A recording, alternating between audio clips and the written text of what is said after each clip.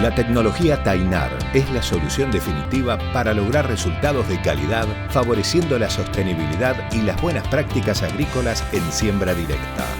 Con Tainar es posible lograr un surco de siembra con la profundidad deseada en todo el lote, eliminando la compactación por debajo de la semilla. Tecnologia Tainar, la semilla em bom lugar. A ciência já chancelou o uso dos biológicos com total propriedade. Somos a empresa que mais investe em inovação e tecnologias em biológicos, com resultados comprovados no campo e, claro, retorno sobre o investimento para o produtor rural. A agricultura que o mundo quer, o Brasil tem. E a Biotrop entrega essa vanguarda e liderança tecnológica para os seus clientes. La Red Rural es el noticiero agropecuario de Radio La Red, con la conducción de los profesionales del agro. Marcos López Arriazu, Ricardo Bindi y Sebastián Salvaro.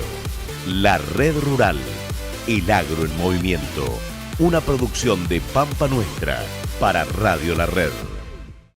Bueno, buenos días. En primer lugar, muchas gracias a Presid por la invitación y la oportunidad de poder compartir esta horita con todos ustedes. Agradecerles a ustedes que están en la sala, que el tema los ha convocado. Venimos de una charla que encadenó con esta, que me va a costar mucho porque pusieron el nivel muy alto. Fue una excelente charla que venimos de ver, la edición génica en situación geográfica de América Latina. Y lo que yo les voy a contar, no hay mucho de trabajo experimental en lo que les cuente. Lo que busqué de hacer con esta charla es lo que se llama una suerte del estado del arte de la edición génica, es decir, poner en conocimiento una tecnología que es nueva, que tiene pocos años, que es disruptiva en el campo del mejoramiento genético y sobre todo para posicionarla en términos de la utilidad que tiene, las aplicaciones que tiene en el campo de la agronomía. Así que, bien. Una forma de comenzar, decía que esto tiene que ver con el mejoramiento genético y un punto es ver dónde estamos parados y de dónde venimos con el mejoramiento genético. Esta diapositiva rápidamente ilustra en términos agronómicos los distintos hitos que fueron marcando la evolución de ese mejoramiento genético desde que está el hombre en el planeta hasta nuestros días. A mí me gusta poner fotos porque estos hitos a veces responden a conocimiento que se fue generando y quien generó el conocimiento, esa persona o ese grupo es el responsable de esa generación de conocimiento. Y en este caso podemos decir que en 1866 Mendel fue quien le dio una trascendencia importante a la genética, porque ahí empieza la genética como ciencia, se lo conoce como el padre de la genética. Unos años después, pasado el siglo pasado, Norman Borlaug, en 1970, que saca el premio Nobel por el tema de los trigos. Pero en todo ese camino vamos desde un proceso de, por ejemplo, la domesticación de algunas de las especies que usamos como alimentos,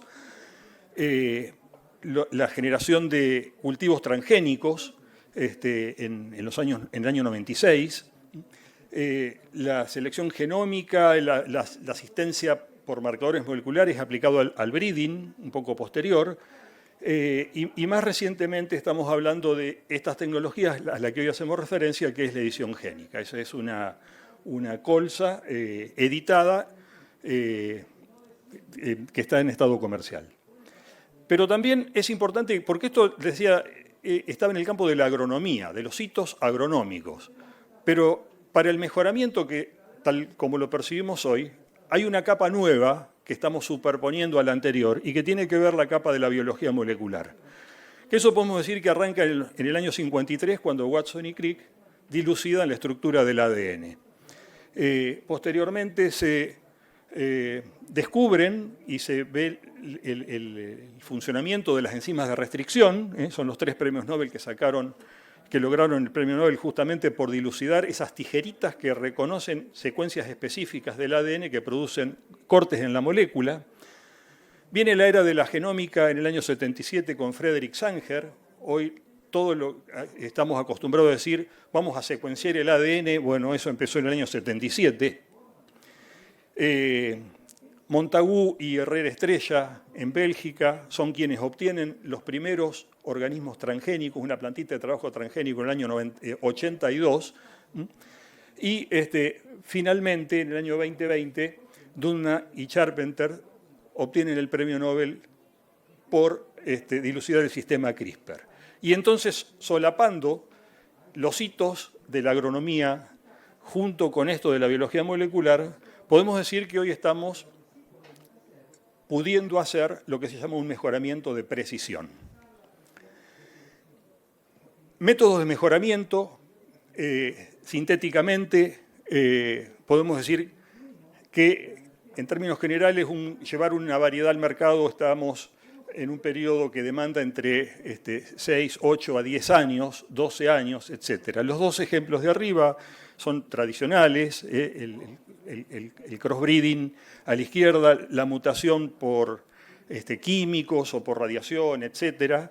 Y más recientemente, desde los años 85, 86, etc., comienzan los métodos basados en ingeniería genética, como la transgénesis y más recientemente la edición génica. Coincidentemente, los dos utilizan o comparten partes del proceso. Los dos necesitan cultivo in vitro, los dos necesitan de maquinarias que pongan ya sea el transgen dentro, en el caso de los transgénicos, dentro del genoma, o que modifiquen ese genoma, en el caso de la edición. Es decir, se necesita de maquinaria auxiliar para modificar el genoma. Y así todo vemos que hay una diferencia en la producción del material comercial.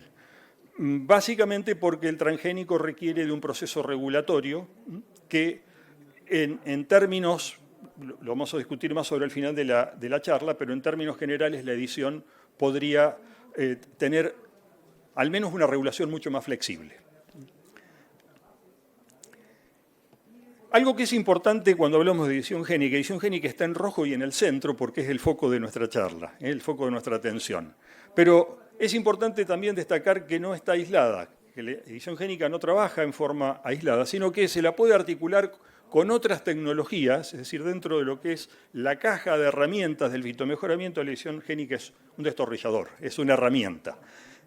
Se necesitan las poblaciones, los recursos genéticos, la bioinformática y las técnicas de NGS, etcétera, que aportan información para poder hacer edición.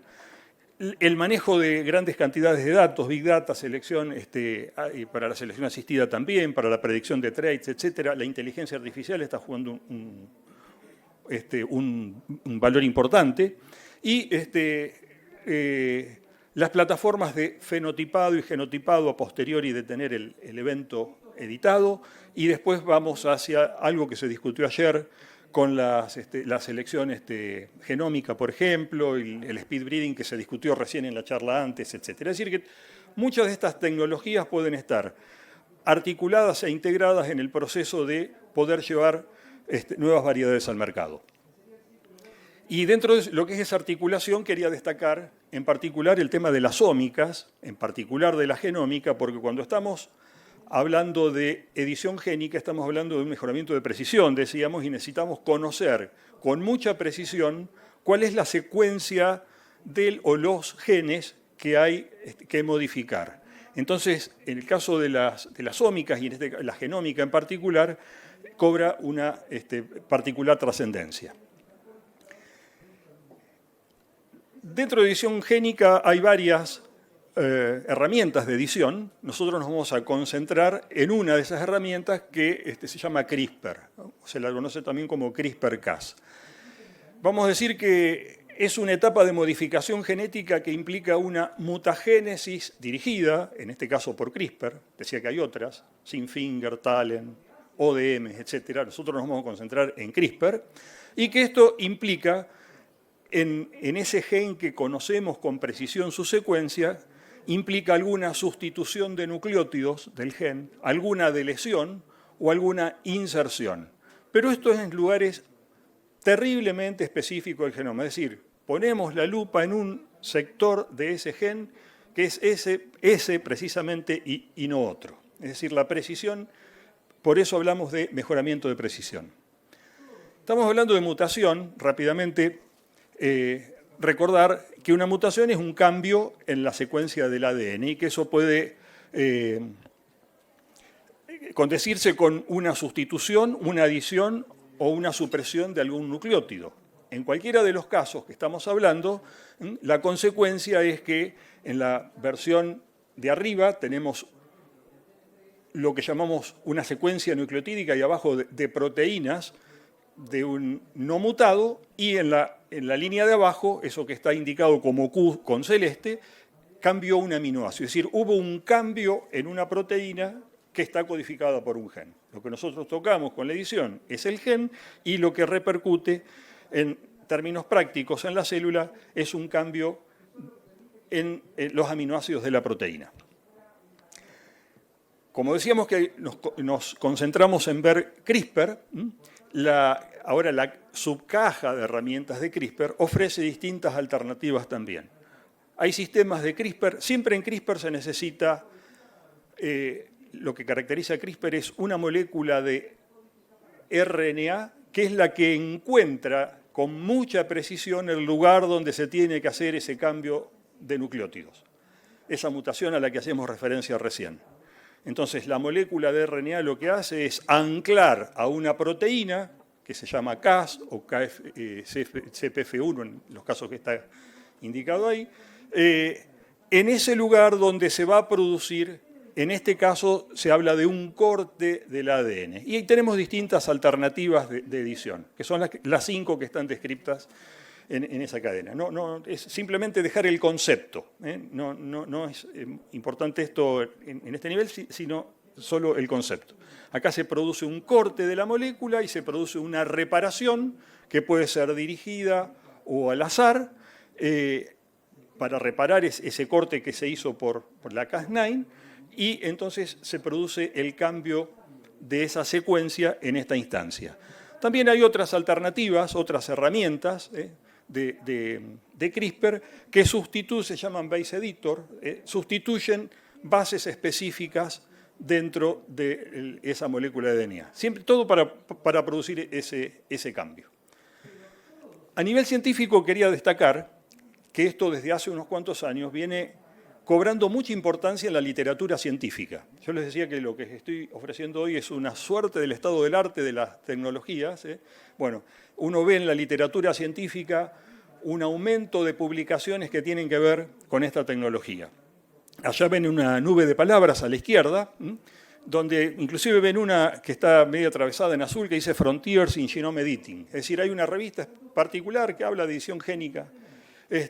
Y acá a la derecha ven otra que es de CRISPR Journal, es decir, hay revistas científicas especializadas en discutir temas de edición génica. Esto para poner en valor el nivel de la ciencia hoy. La edición génica podemos decir que es una de las tecnologías que está en el top de la ciencia, no solo por la agricultura, porque toca y ofrece posibilidades de beneficios para la sociedad en todas las disciplinas que tienen que ver con la biología. Si vamos a volver a las plantas y cómo es el proceso de edición, bueno, con esta diapositiva lo podemos ilustrar rápidamente. Primero tenemos que saber que queremos modificar un gen. Tenemos que identificar cuál es el gen que, por un determinado objetivo, vamos a modificar la secuencia de un gen. Para eso ahí nos basamos en la genómica, por eso la importancia de la bioinformática que mencionábamos antes. Ahí tenemos que hacer una construcción de un vector para que ese vector en un sistema in vitro y introduciendo la maquinaria CRISPR dentro de la célula, de alguna manera, produzca ese corte o ese cambio de bases a los que hacemos referencia en la diapositiva anterior. Después de una etapa de cultivo in vitro, se supone que en esa etapa se produce la modificación del genoma y las plantitas que surgen de esa etapa de cultivo in vitro se dice que regeneran plantas. Esas plantas regenerantes, algunas de ellas llevan el cambio genético que uno le impartió a través de la edición génica. Eso se corrobora, estamos en la parte central izquierda de la diapositiva, por análisis moleculares, se confirma a nivel molecular la edición, y las plantitas que confirman, lo que ven ahí de colores, todos los piquitos azul, rojo, verde, etcétera, es un cromatograma producto de una secuenciación. Ahí se ve el cambio que uno estaba esperando encontrar, y las plantas que acreditan ese cambio son las que se conducen finalmente a madurez, y finalmente tendremos así la planta editada. Bien.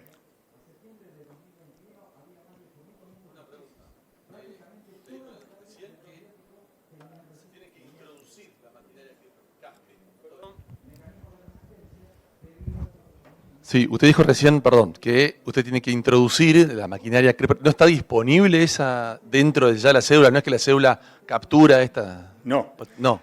No. La maquinaria CRISPR se puede introducir de distintas maneras. Perdón, ¿eso no existe en la célula como un proceso de corrección génica cuando hay una alteración ya? No, la célula tiene mecanismos de reparación del ADN naturales, que son los que, en el caso que hay un corte de la molécula, la célula gatilla procesos de reparación propios. Pero lo que uno induce acá es, introduce la maquinaria CRISPR, ¿por qué? Porque eso está asociado a una molécula de RNA que es la que indica el lugar donde se produce esa mutación. ¿Está bien? Decía que cuáles son las aplicaciones, entonces, ¿para qué desarrollar cultivos editados? Y acá tenemos un paraguas amplio de aplicaciones. Tiene que ver con aumento de rendimiento, con mejora de calidad, con generación de cultivos resistentes, ir al rubro de las specialities, por ejemplo, nuevos productos para usos industriales, producción de fitoquímicos, etc. ¿Cómo desagregamos un poco esto? Y acá lo que les voy a comentar, ya venimos hablándolo de la charla anterior, no hay muchos productos en el mercado editados comercialmente hoy. Hay algunos, se han comentado en la charla anterior, solo que la intención de esto es mostrar el background científico, porque de ahí van a salir los eventos que prontamente vamos a ver en el mercado en un montón de aplicaciones diferentes, que voy a tratar de resumir en lo que queda de la charla. Una de las cosas puede ser la protección de cultivos vinculado a la resistencia a herbicidas. Tradicionalmente, la resistencia a herbicidas en cultivos se busca a través de mutaciones, que sería el punto A, mutagénesis convencional por MS, por ejemplo, o por transgénesis. Así tenemos en el mercado la soja RR, el maíz RR también, varios. O bien, la propuesta aquí es la alternativa C, que es generar cultivos editados resistentes a herbicidas, como una herramienta más para el productor para poder hacer el control de malezas. Hay 3 revisiones que yo estoy ilustrando acá, recientes, que toman este tema. En concreto, dentro de esas revisiones podemos ver que hay, lo relevante lo indiqué con esos recuadros en rojo, hay modos de acción de herbicidas que han sido atendidos para generar cultivos editados con resistencia. Los inhibidores ALS han sido algunos de esos blancos, EPS, EPS y glifosato en otros casos. Distintos son los principios activos a los que se han generado resistencia y también los cultivos, que es el cuadro rojo que está en el centro. Por ejemplo, soja, maíz, arroz, papa, melón, trigo y otros varios. Es decir, estas son referencias científicas de desarrollos que se han logrado en el mismo campo. En otra de las revisiones que mostraba, esto se expande, vamos a otras especies, maíz, arroz también, trigo, etc. Y también ampliamos el número de modos de acción de herbicida que estamos confiriendo la resistencia a través de la edición. Es interesante, como hablamos de articulación de tecnologías, acá hay una publicación donde habla de una articulación entre la evolución dirigida de proteínas, que puede ser considerada como una rama de la biología sintética, con la edición génica. Entonces acá vemos 2 engranajes. El de la izquierda, que va alimentando con sus productos al de la derecha. En el caso, para los herbicidas, un gen que quiere ser modificado de un cultivo puede ser introducido en este engranaje de la izquierda, que no es otra cosa que un sistema, por ejemplo, de microorganismos, al cual se lo somete voluntariamente, se induce que se generen mutaciones en esos microorganismos sobre ese gen, que puede venir también de la planta, y entonces ahí se encuentran versiones mutantes de ese gen que confieren resistencia al herbicida. Y esas versiones mutantes son las que alimentan al segundo engranaje, que es la de edición génica concretamente, para poder tener el evento editado. Esto, por ejemplo, para llevarlo a un caso real, es lo que hace Bioeuris, que es una startup que enfoca su actividad de I+D justamente en el desarrollo de cultivos resistentes a herbicidas. El engranaje de la izquierda, que es lo que está aquí representado en rojo, es lo que se llama Euric, es una plataforma de generar mutaciones resistentes a distintos modos de acción.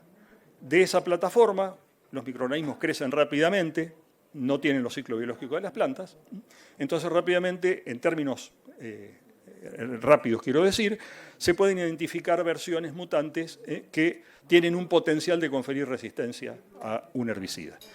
Y ese engranaje articula con el siguiente, que es todo lo que está escrito en verde, todo lo que está ilustrado en verde, que es una plataforma de edición génica que ese gen que viene del color rojo de la diapositiva se puede insertar en variedades comerciales cuando se ajustan condiciones de cultivo in vitro para el germoplasma de interés.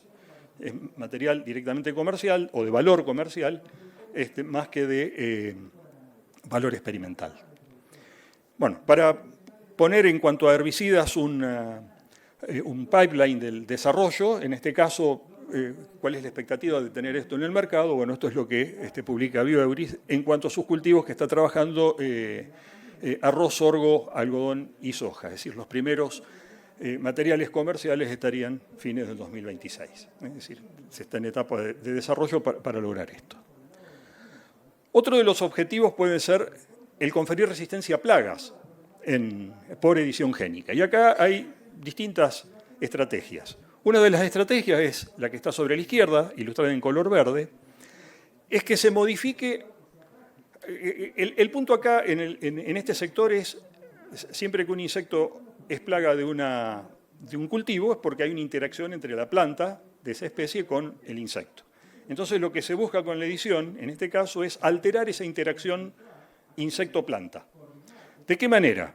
Los insectos a veces van a la planta, ovipositan, por ejemplo, ovipositan en el embés de las hojas, algunos. Otros son atraídos por compuestos volátiles que las plantas liberan al ambiente, entonces son atraídos por olfato, etc. Entonces lo que se busca romper con la edición génica son esos puntos de interacción. De esa manera, si cambiamos el color del follaje, porque se altera una vía metabólica que produce hojas, ya no tan verde clarito, a lo mejor como le gusta al insecto, pero sí un verde más intenso, el insecto no reconoce a esa planta como un huésped para visitarla, o la repelencia que puede generar el no tener un compuesto volátil que la atraiga. Entonces, la estrategia de edición para proteger contra plagas estaría en esta dirección. Sobre el lado de la derecha lo que se propone es otra estrategia. Y acá hay dos alternativas a su vez.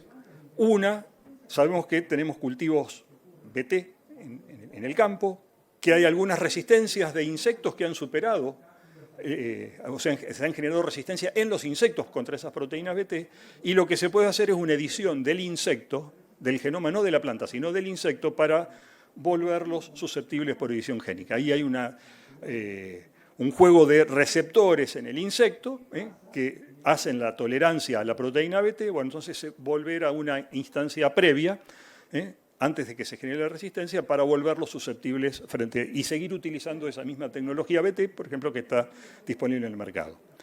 Y de la misma manera que estamos planteando esto para el BT, también se pueden hacer edición de insectos para aumentar la susceptibilidad en alguna vía metabólica del insecto frente a algún insecticida en particular.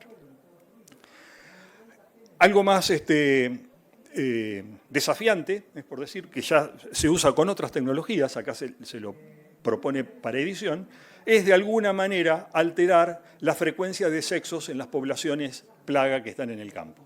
En algún momento se ha especulado con liberar insectos machoestériles al ambiente para que no haya, para bajar los niveles poblacionales de los insectos plagas. Bueno, eso también se hacía por mutaciones, por radiación, etc. Bueno, también se puede hacer por edición génica.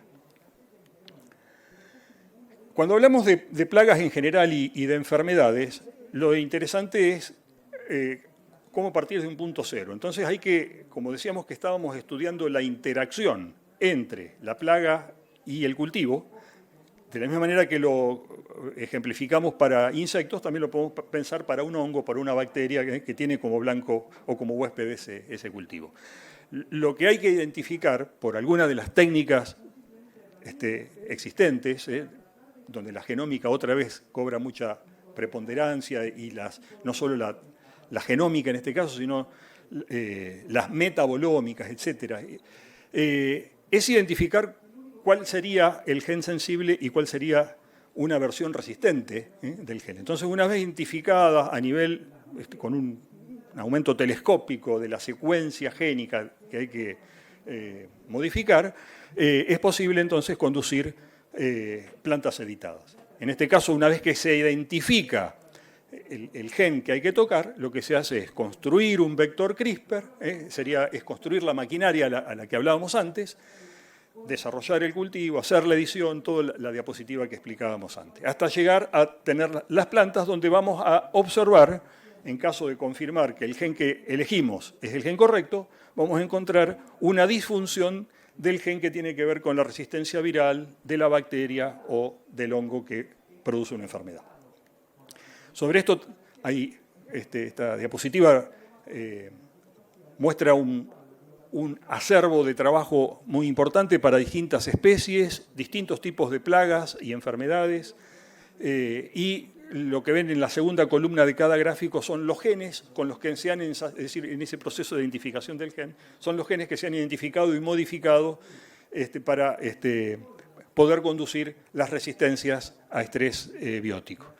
No van a leer esta diapositiva, simplemente quería mostrarles de que son muchas las líneas de trabajo realizado en la literatura, a la izquierda para hongos, a la derecha para bacterias. Y en el caso de las resistencias a virosis, también hay dos estrategias. Los virus, recordamos que son moléculas de DNA recubiertos por proteína, y que tenemos también variedad de versiones víricas que actúan como patógenos. Las estrategias son actuar sobre el genoma de la planta para desalinear, desarticular la interacción que tenga el virus con la planta, por ejemplo, que se degraden las proteínas del virus, que se desnude el virus, que se degrade el ácido nucleico del virus, o bien modificar algún gen de la planta, es lo que está más sobre el sector de la derecha, modificar algún gen de la planta para que el virus no pueda utilizar la maquinaria de la planta para poder replicarse.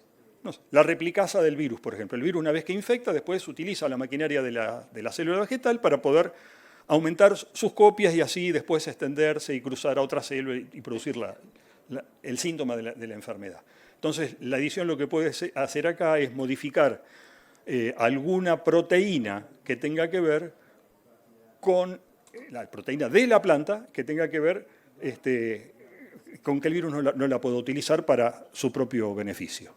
Y en los dos sentidos hay también literatura muy abundante que intentan estos dos caminos. Otro de los temas que nos preocupan en el sector es el estrés abiótico. Más estos días donde estamos hablando de cambio climático. Acá hay 3 revisiones recientes del tema. Las plantas frente a fenómenos de sequía, de salinidad o de temperaturas extremas, naturalmente expresan mecanismos de defensa para poder superar estos estreses. Generalmente a esto está asociado la producción de especies de oxígeno reactivo que terminan produciendo también un daño oxidativo en las plantas. Estos mecanismos de defensa de la planta generalmente están en cascadas de reacciones químicas, que ocurren, bioquímicas, que ocurren dentro de las plantas, y el punto es poder entonces tocar algunos de esos genes que están en esas cascadas como para poder ofrecer un escudo de defensa frente a estos estreses. En esta revisión ahí tenemos distintos estreses abióticos listados en la mitad de la diapositiva y distintos cultivos sobre los que han habido intentos de desarrollos de resistencia. Y acá hay lo presenta uno de las revisiones, una nube de palabras que son los genes, las nubes de genes, donde están relacionados con el estrés abiótico y que se han utilizado para poder ser editados en búsqueda de un mecanismo de resistencia. Las estrategias acá tienen que ver con lo que hablamos antes también. Podemos usar las distintas alternativas de CRISPR para hacer el knockout de genes, hacer inserción o supresión o mutación, etc. Pero siempre se busca inhibir las especies de oxígeno reactivo, tener un balance en la absorción mineral, un ajuste de la osmolaridad, esto cuando estamos hablando de temas de sequía, mejora del sistema de defensa antioxidativa. Recuerden que siempre la cascada conduce a que la planta finalmente muere por un estrés oxidativo, esa sería la última consecuencia. Reducción de la toxicidad metabólica, inhibir la senescencia prematura. Y otra vez, un listadito de desarrollos que están en concordancia con estas estrategias que les estoy contando. Otro punto de interés es hacer que los cultivos sean eficientes en el uso de nutrientes. Otra vez, lo que hay que conocer, si vamos de izquierda a derecha y de abajo hacia arriba, tenemos lo que es para el nitrógeno, para el fósforo, para el potasio y arriba para el hierro, los metabolismos que desarrollan las plantas para poder absorber y utilizar esos nutrientes. En esos procesos metabólicos hay genes implicados que son los blancos que se pueden tomar para la edición.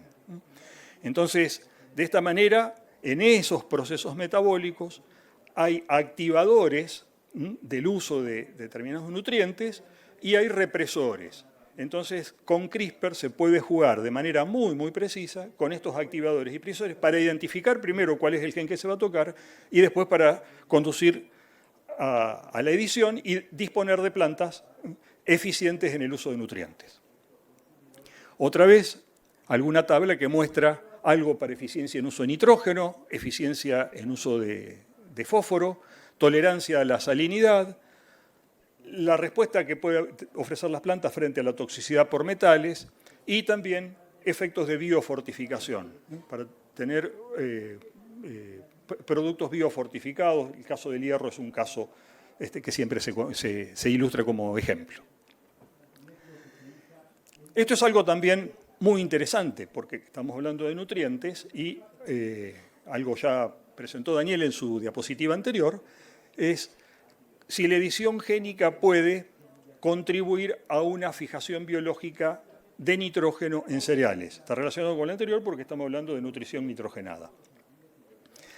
Y lo que se ilustra en esta diapositiva es que en la parte roja, en la primera parte, hay algunos compuestos químicos que inducen en el ambiente la diazotrofía, es decir, la fijación biológica de nitrógeno por microorganismos del suelo.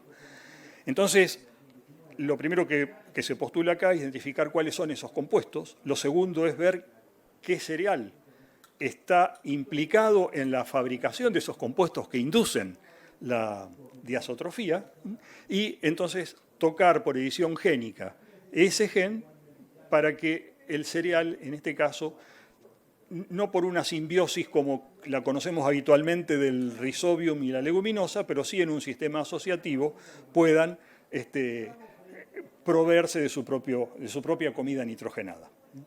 Y acá hay un ejemplo clásico que es muy, muy interesante.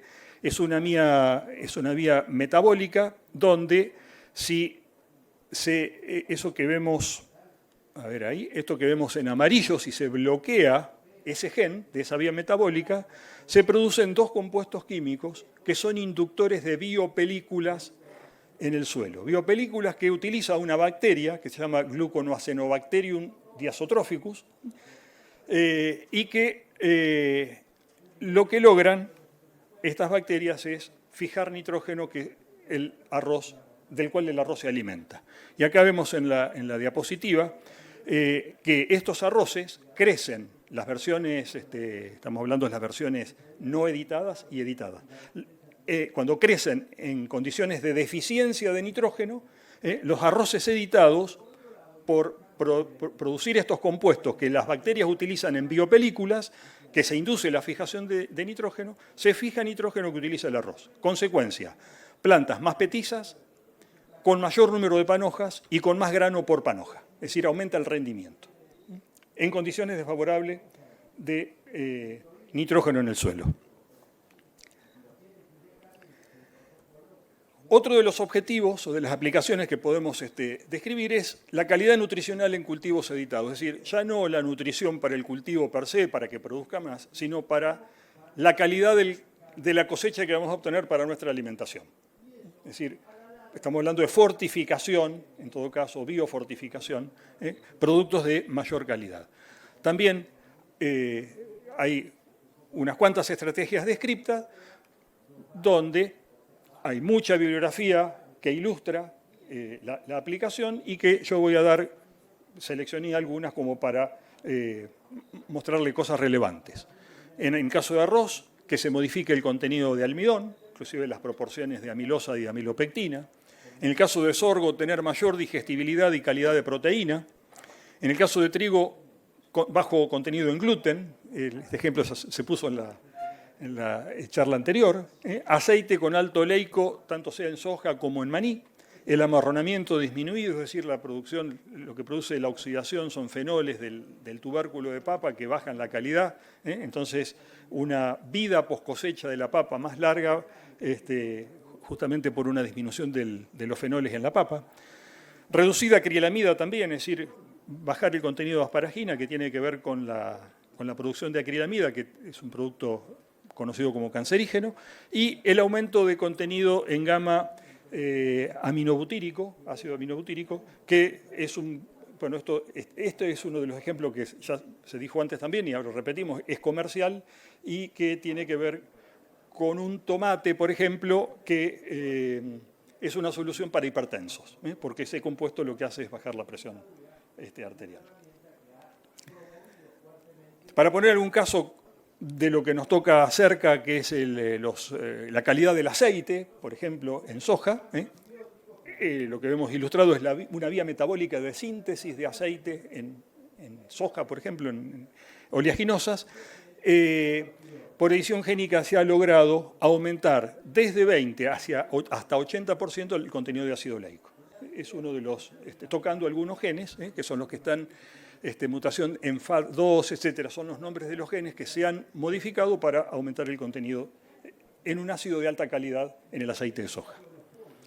Y en lo que hace a calidad nutricional también, otro ejemplo puede ser disminuir el contenido de oligosacáridos en las semillas de soja, la rafinosa, por ejemplo, y eso se hace por un knockout, un bloqueo de dos genes en esta vía metabólica, teniendo semillas que no muestran diferencias en el fenotipo después de la respuesta de germinación, etcétera, y estos oligosacáridos, son compuestos antinutricionales de la semilla. Entonces estamos generando una semilla de mayor calidad nutricional. Como dimos esos ejemplos, se pueden tocar otras vías metabólicas, por ejemplo, la de los fenilpropanoides, ahí está la vía metabólica, no vamos a dar una clase de bioquímica, pero esto tiene que ver con metabolitos secundarios que hacen a la calidad nutricional de distintos alimentos que consumimos a diario. Un ejemplo más reciente también y disruptivo es un knockout, un bloqueo que se hace en la síntesis de lignina en álamo, y en este caso es para tener una pulpa de celulosa más apta para la industria papelera. Bueno, hay genes que no hay un gen que este es el gen del rendimiento. Todo lo que hablamos antes, sin embargo, algunas revisiones dicen, tocando esto y esto, se ha observado un aumento en el rendimiento de determinados cultivos. También se puede hacer edición epigenómica. Ya estoy terminando, me están apurando con el tiempo. En la edición epigenómica se pueden modificar los ciclos de cultivo, se puede tener una maduración más temprana o más tardía de algunos cultivos, se puede modificar la cantidad de biomasa, se puede estirar o acercar la floración de un cultivo. Eso es para, inclusive la importancia que puede tener es para desincronizar también, puede tener efectos con los ataques de plagas, que están adecuados a determinado ciclo del cultivo. Entonces, si rompo esa sincronía, es otra forma de lograr una defensa contra otros organismos.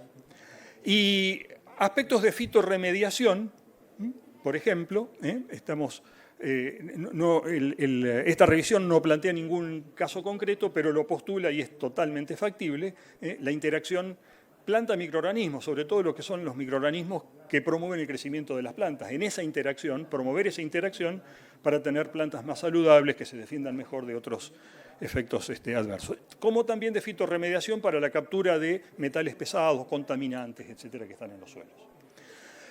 Si a esto lo combinamos con biología sintética, se pueden inclusive diseñar estas interacciones en búsqueda de ese objetivo de fitorremediación. Dos diapositivas finales. Los aspectos regulatorios, que también se describían en la charla anterior, es un mapa sensiblemente diferente al que mostraba Daniel. Acá tenemos una suerte de semáforo, en verde, rojo y amarillo.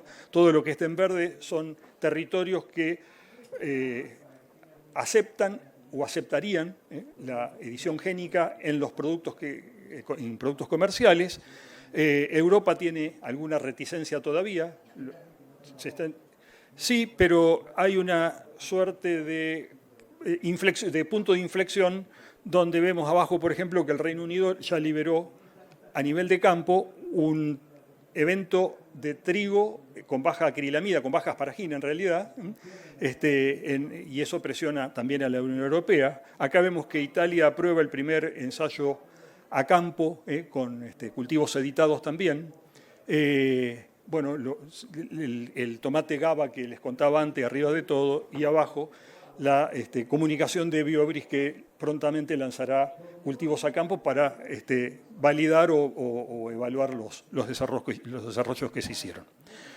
Como conclusiones de esto que les termino de contar, podemos decir que la edición génica es una herramienta poderosa del fitomejoramiento para todas estas aplicaciones que describimos en este rato, que es fácil de articular con otras tecnologías. Vimos la articulación con otras tecnologías, entre las que se destacan la bioinformática, la secuenciación de última generación, el fenotipado, la inteligencia artificial, el speed breeding, que permite desarrollos más rápidos y económicos que otras tecnologías. Esto es para una llegada al mercado de nuevas variedades en menor plazo. Y si bien hay aspectos regulatorios que considerar, hay una tendencia de menores restricciones que otra tecnología, lo que abre una esperanza de que esto se pueda llevar a campo con muchas aplicaciones en un tiempo razonable. Muchas gracias.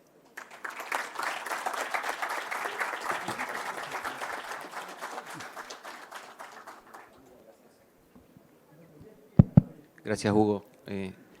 Realmente me encantó cómo complementó con la charla anterior. Los que hayan podido ver las dos, me parece que tuvieron un pantallazo excelente de todo lo que está pasando y complementaron muy bien las dos. Gracias. No sé, ¿comentarios?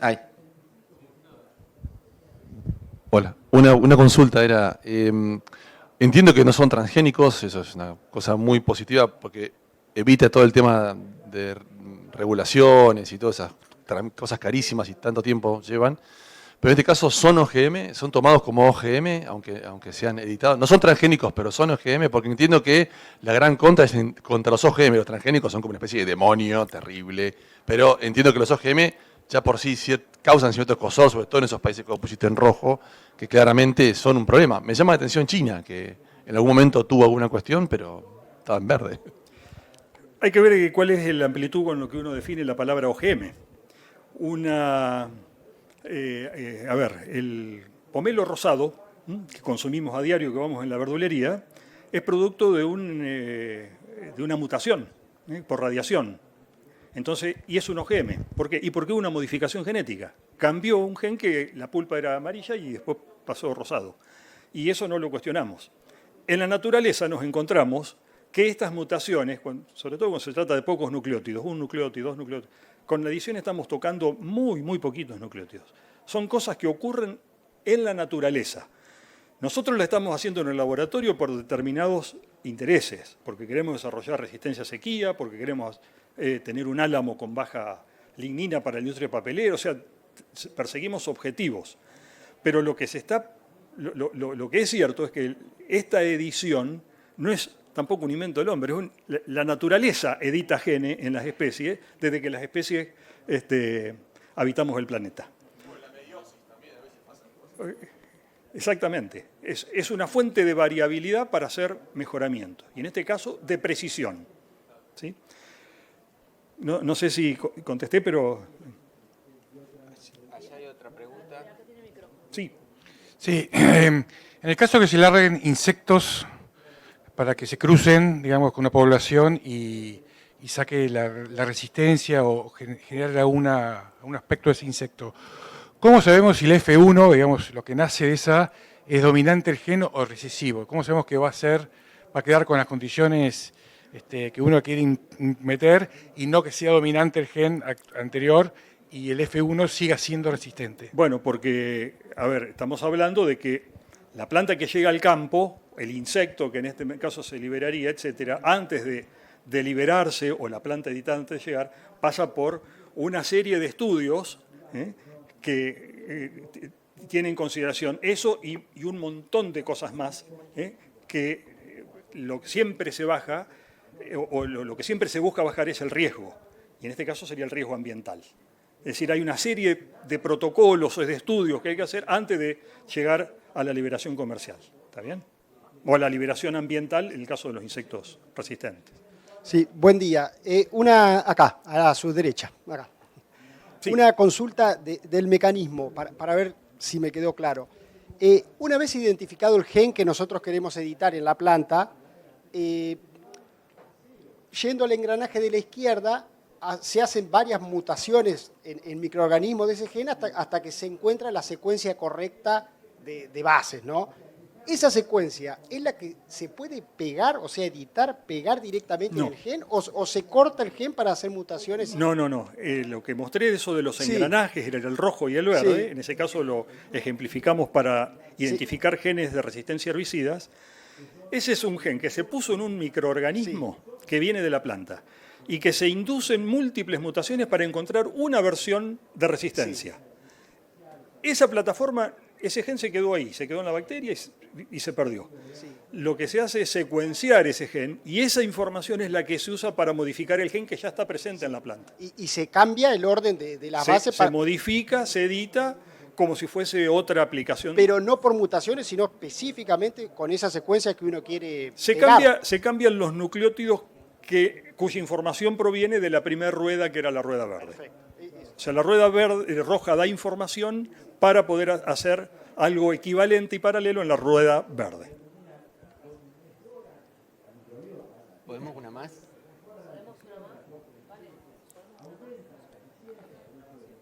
Perdón.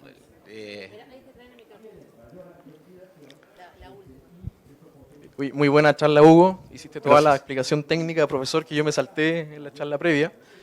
Respecto a la tolerancia al herbicida, que es la especialidad incluso de Bioeuris, hoy en día lamentablemente hay una demonización, yo creo, del uso de herbicidas per se. Entonces, incluso con edición se sigue trabajando en vías para tolerancia al herbicida. No sé si en la búsqueda bibliográfica viste otros mecanismos de competencia con malezas que no necesiten la aplicación de un producto, que se estén trabajando con edición. Ese es otro campo, o sea, es un campo que se solapa o es un capítulo nuevo del libro del sistema de producción, protección y herbicidas. No solo para esto, para cualquier aspecto de la producción es necesario e importante disponer de nuevos modos de acción de herbicida para evitar justamente la generación de resistencia. En el esquema que trabaja Bioeuris lo que se busca es complementar modos de acción de bajo impacto ambiental y que de manera multiplexada la edición, es decir, no multiplexada porque se hace multiplexado, sino apilada las resistencias, se pueden hacer formulaciones mixtas con con herbicidas de bajo impacto ambiental. Bueno, muchas gracias a todos. Mi trabajo me lo hicieron mucho más fácil con tantas preguntas, pero lamentablemente nos quedamos sin tiempo, así que cualquier cosa podemos seguir charlando en el pasillo. Están los dos oradores disponibles para seguir conversando. Gracias. Muchas gracias.